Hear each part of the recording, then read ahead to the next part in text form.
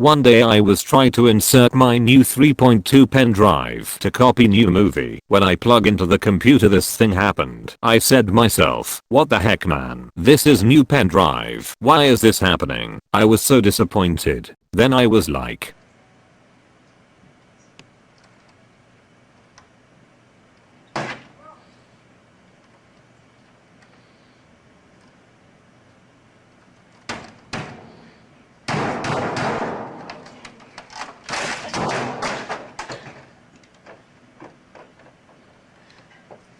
all at once I memorized, but this wasn't pen drive issue. It was working properly. It must be Windows problem. So I rewind my thoughts.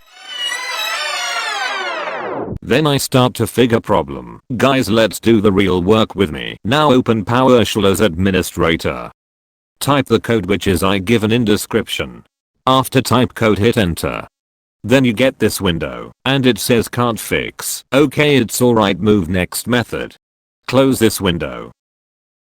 Right click this PC, select properties. In here select device manager. Now find and select universal serial bus controllers. Go to USB root hub, right click. Select update driver. Click search automatically drivers. Okay, this driver is up to date. What's next? Let's see. Go to generic USB hub, right click it, and again give the update driver. This time select browse my computer. In here do not change anything, and just click next. This says this is the best driver for your PC. Windows, are you kidding with me? If all up to date, why the heck my pen drive isn't working? Okay, let's do last method. In here search bar type and select power and sleep settings. Then select additional power settings. Then change plan settings. Then go to advanced power settings. Open USB settings. Then open USB suspend settings. Now you have settings tab here.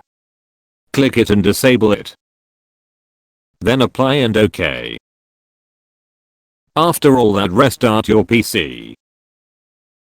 OMG, seriously, it is fixed.